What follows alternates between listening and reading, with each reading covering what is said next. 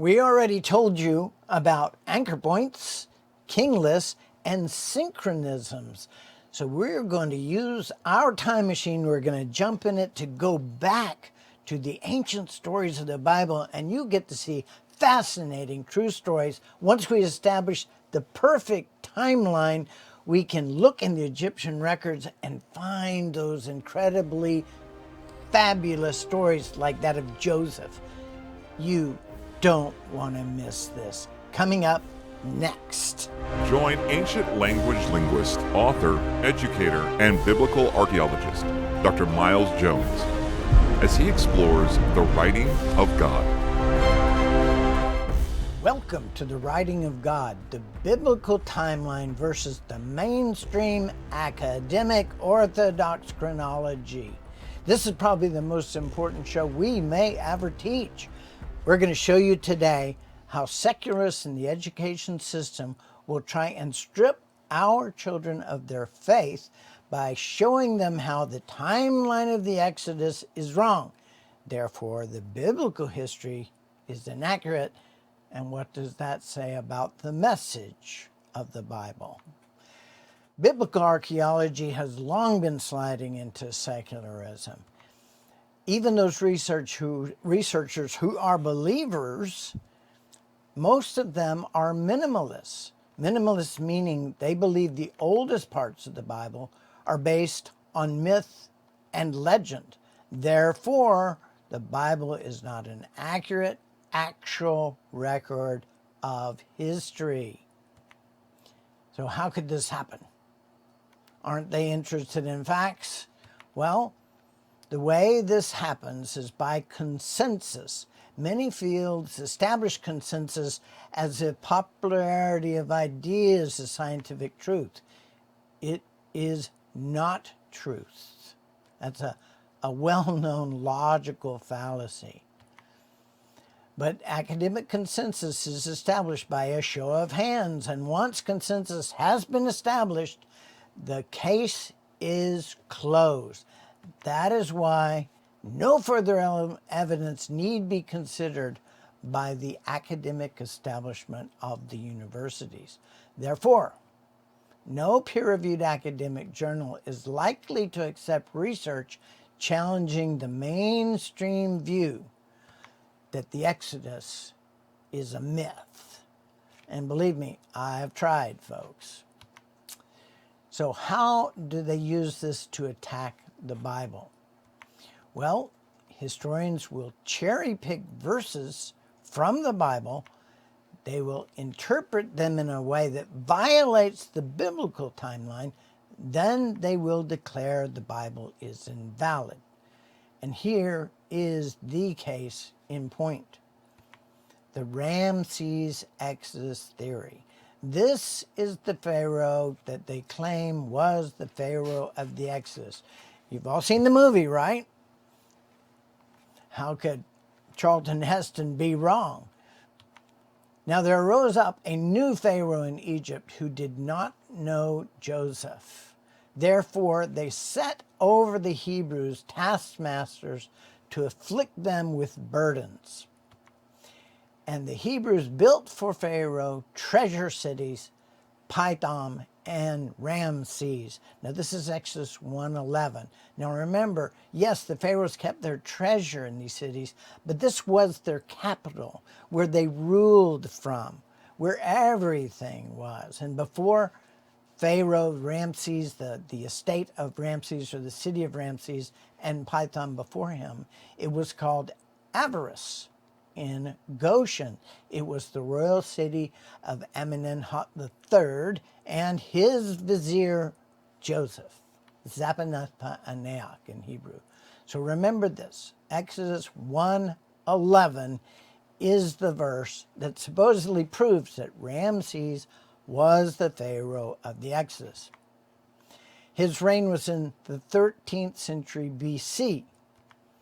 So the Exodus must have happened in the 13th century BC, not the 15th century as clearly expressed in the Bible chronology. Do you see the little bait and switch going on here? You have to look in the 13th century. You cannot look in the 15th century of the Bible chronology.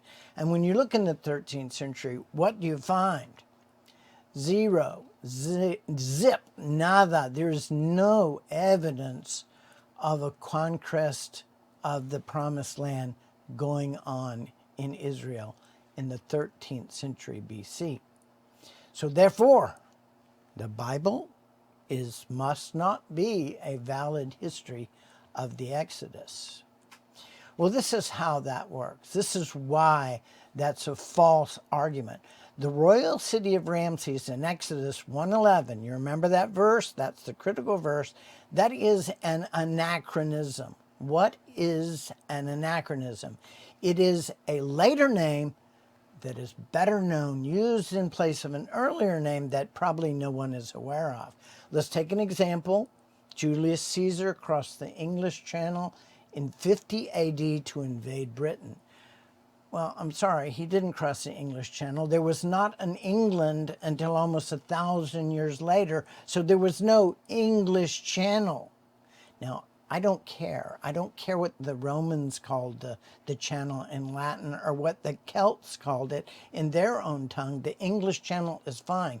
Just remember, this is an anachronism. It does not change the timeline. It doesn't change the timeline of Julius Caesar, and it does not change the timeline of the Bible. It's an anachronism. You're aware of it, and you adjust for it. It does not change the timeline.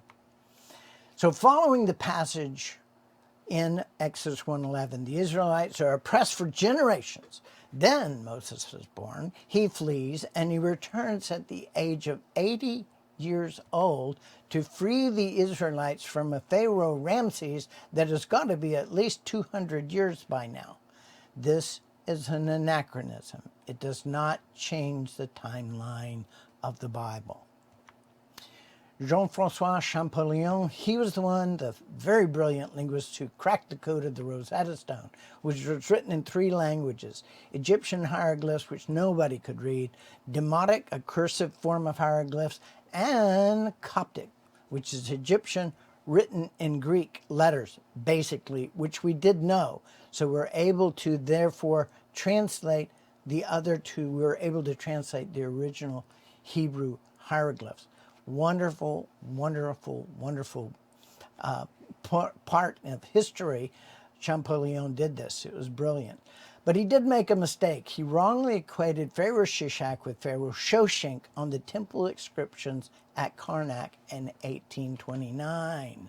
That error remains the basis of historical dating of the Exodus to this very day. He read off all these names of cities in the Old Testament, and then he found one that caused huge excitement. Yehuda HaMalkut, which must mean Judah the kingdom. Well, it actually doesn't, but he thought so at the time. So he ascribed to Shoshenk the conquest of Jerusalem, like it says in the Bible. And then Shishak, king of Egypt, came in and conquered Jerusalem. That's in 2 Chronicles. So here was a key link to the Bible, he thought. At this time, they were still doing archaeology with a trowel in one hand and a Bible in the other. Now they completely discredit the Bible. Neither one well serves the purpose of truth. But this verse has been called the essential synchronism for dating Egyptian history. Shoshenk was the first ruler of the 22nd dynasty.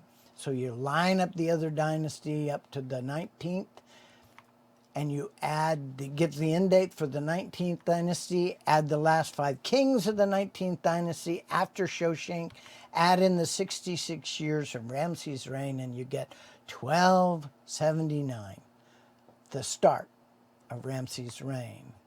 Okay, well, Champollion's translation of Yehuda HaMalkut was wrong. It really meant Yad HaMalek, hand of the king, a military fortress near Megiddo. So Shoshenk did not conquer Jerusalem. He did not conquer Judah, where Jerusalem is located. So the Ramses-Exodus theory is born and justified using Bible passages that completely contradict the biblical chronology of the Exodus.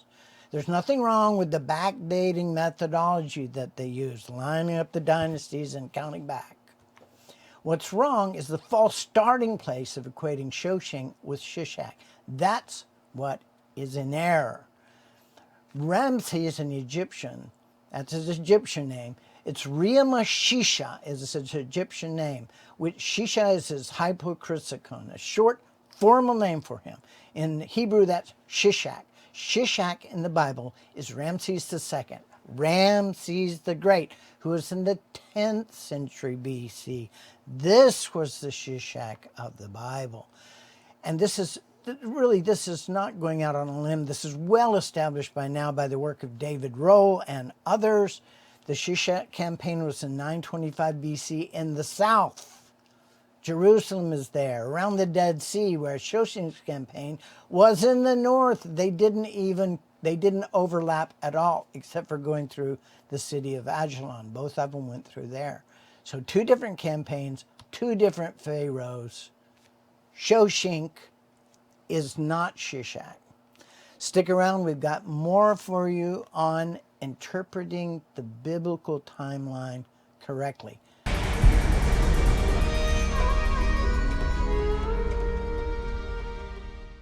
Are you trying to find the original experience of the first century church that revolutionized the world, the Jesus Revolution? Well, the best way to do that is to study the original word of the Messiah that they used, the Hebrew Gospels, which has recently been recovered, several manuscripts, and we have it for you to study on video, in workbook, in a book form, so that you can master the basics of the Hebrew Gospels, how they're different, what that tells us about our Hebrew Messiah. Everything we know about our Hebrew Messiah comes to us through a Greek filter of a different language, culture, and thought. Our Messiah was Hebrew, and these are the original words of our Savior in the Jesus movement of the first century. And this is something you can discover for yourself and see it in detail. All of these manuscripts translated and their intricacies and their differences explained to you in order to build a faith based on the original words of the Messiah. Go to writingofgod.com to get your copy. Again, this is appropriate for high school students or adults. It comes with the book, The Sons of Zion, on the history of the Messianic Church, the early church, and the study of the manuscript, all on video and in book form and workbooks. That's online at thewritingofgod.com. That's online at thewritingofgod.com. The idea of the Revelation of the Month Club began more than a decade ago when I was called by God to go all over the world and recover the manuscripts of the Hebrew Gospels.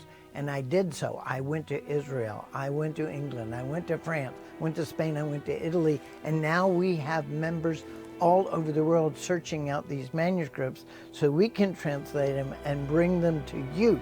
We're asking you to give us a small monthly donation so we can get these things to your door as soon as they are translated, long before they're published. You are our supporters. You get the first view at everything we do, whether it's translations or videos. You get it right there in your inbox, right in your home, every month as a member of the Revelation of the Month Club. Go to writingofgod.com to sign up. Will you seek the Lord about becoming a partner to bring the message of the Writing of God to more people? Send your gift to The Writing of God, P.O. Box 294027, Kerrville, Texas 78029, or online at thewritingofgod.com. That's The Writing of God, P.O. Box 294047, Kerrville, Texas 78029, or online at thewritingofgod.com.